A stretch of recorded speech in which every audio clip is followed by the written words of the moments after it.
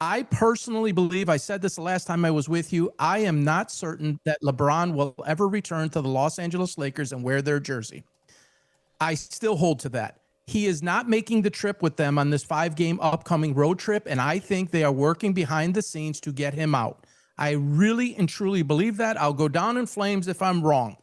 I do not see any way that he benefits. First of all, if you inject him and his toxicity and everything that comes with him into this 7-2 start, and they're humming right now, there is not a positive outcome to this. One, he's not going to take a back seat to any player, white, black, or indifferent. You cannot be one way for 23 years in the NBA or your whole life and then suddenly change that overnight. He's not going to be this guy that becomes humbled and say, all right, I have 4 rings. Let me get 5, maybe 6, maybe 7, no pun intended. I don't think he's going to sit there. And if he comes back, they worsen overnight. JJ Redick said it 2-3 weeks ago when they asked him the question. They said, what's going on with LeBron? And he said his response in a total monotone face was, he's on his own schedule. There is no sciatica injury. This was all his plan to sit back and monitor the team and everything. And I think he wanted to be ingratiated back because they would fail, and then he would come be the savior. The complete opposite has happened. What I think is going to happen, I believe there's only one team that's interested in taking him back, and I think that's Dan Gilbert. And I think it's a good story that the league will follow, and I honestly believe that Cleveland may need him more than the Lakers do. And so it makes sense. You're saying he would destroy the Lakers, so the Lakers don't need him at all. And so you're saying that Cleveland does, he would help Cleveland would be your argument. I'm saying he has it. There is a much better indicator that he could help Cleveland versus the Lakers. How do you bring another ball dominant guy and the guy who must have the shine, as Jay said, in the spotlight on him, and bring him into this equation? It doesn't work. It will backtrack it. They already Donovan tried Mitchell to have doesn't Luka need the and ball. him as two ball diamonds. Donovan Mitchell doesn't need the ball. Yeah, Donovan Mitchell needs the ball. Yes, he would but have he's to not play Luka Doncic. Second fiddle to Donovan Mitchell. You would think in Cleveland and maybe what Scap hop in it. What do you think about the Cleveland scenario? I don't see this happening. I don't see any way they move him at all, to be honest with you. It's just too complex right now. I think they wanted LeBron. The Lakers did not want LeBron to activate his player option in the summer. I don't think that's not a secret at this point. I think they've indirectly said it or acknowledged it, key figures within the organization. And I think it's obvious now at this point the way they began. And with LeBron sitting out right now with whatever fake injury he claims, I agree that I don't really think that his sciatica has been this bad, that he's still sitting out. He is not making that trip with them, as Paul highlighted, but he is cleared for 5-on-5 activity. So I think, look, it's too complicated because the contract is too big. It's $55 million. It's practically untradeable. You'd have to engage like 3 or 4 different teams to make the salaries match up. And I just don't see that level of complexity being able to be executed to bring in LeBron James at this stage of his career and then sprinkle on and compound it with the fact that what are you doing with Bronny James? I think that was a major reason why LeBron activated his player option this summer, because there was no way, like, how is he going to force Bronny into whatever franchise that he goes to? He's contractually obligated to the Lakers for like 3 more seasons now. Bronny is. So it's just too difficult, in my estimation, to make the deal happen. Look, in a vacuum, if let's say the Lakers just bottom out, like outright, and just said, look, we don't need anything back. Like, just go ahead. Like, we'll pay you whatever they come to. Maybe let's say they agree to pay 40 of the 55 million just for him to go away. You still have the Bronny component. So maybe they have to pay Bronny out too somehow. And then even then, if they're both free, I don't know, even if no team has to give up major assets that they want him back. Like, I guess maybe Cleveland, because they won the East last year. Technically, they had the best record in the Eastern Conference, second best in the NBA, and they're struggling this year. But they've had some injury concerns and issues. They're getting whole now, and they played very well last night. I just don't see a contender right now that wants LeBron James, quite frankly. What you're describing could be the most embarrassing ending for a superstar athlete. I'm trying to think. I'm not old enough, but they said Willie Mays ran around in the outfield for far too long. But I'm not sure if they considered that embarrassing because he was in the outfield playing. LeBron, you're talking about LeBron James just sitting out his last year and no one wanting him or thinking he's worth the hassle or worth the money. I'm trying to think of this in real time. You guys in the chat, help me out. What would be this ending? What could it be compared to?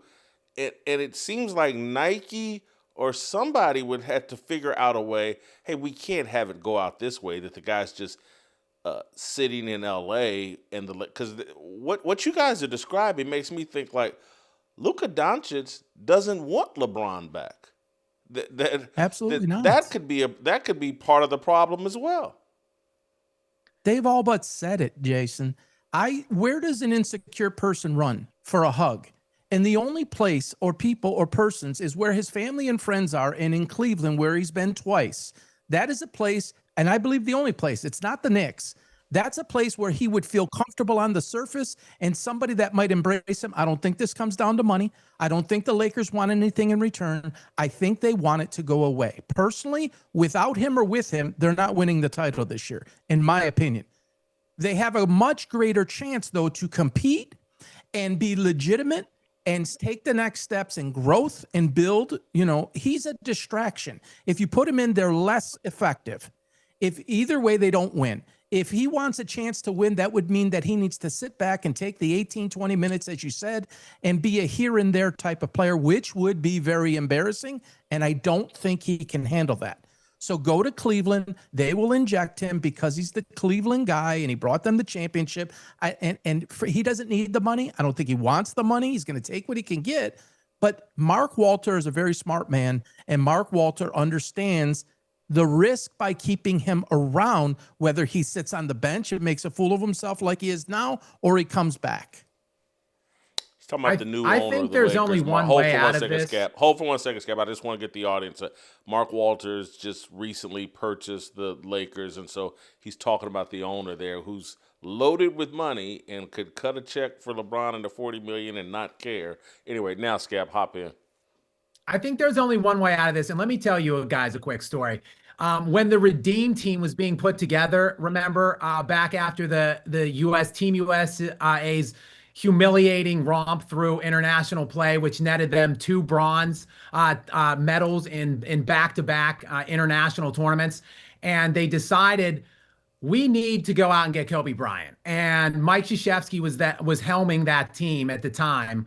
And, I've seen him speak about this on the record. And he said, like, I didn't really know how to integrate Kobe Bryant. He was a lone wolf. He was the best player on the team, the best player in the world at that time. And he led the league in scoring the previous 2 years. And I didn't know how we were going to make him fit on that team. And Kobe showed up on day one, went up to Krzyzewski and said, I want to defend, put me on the best player on the other team every night. I don't need to shoot. And Bryant he throttled back his offense until he was needed in the gold medal game against Spain. And then he scored like 16 of the last 18 points to take them over the finish line.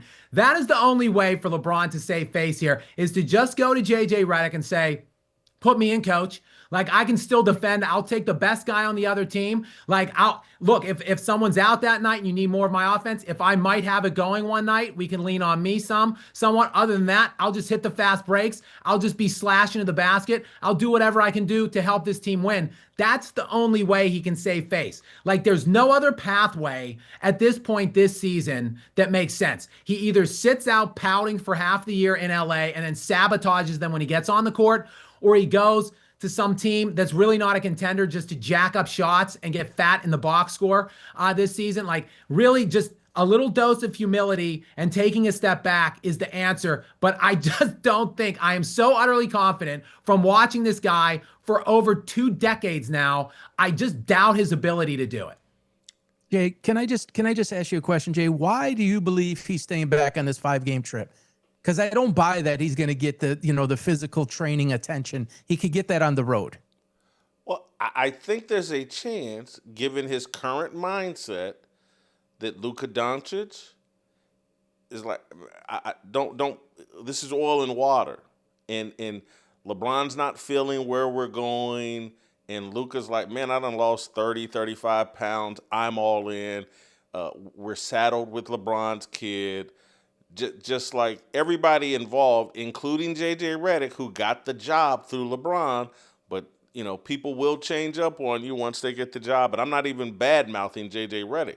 J.J.'s sitting there like, man, if I drop LeBron into this with his current mindset, this will not work. And I've got Luka all in. He's playing at the weight that we want. And I got Austin Reeves all in, and this is all going well. And DeAndre Ayton. Because there's always been a headache with LeBron. The younger LeBron, middle-aged LeBron, older LeBron.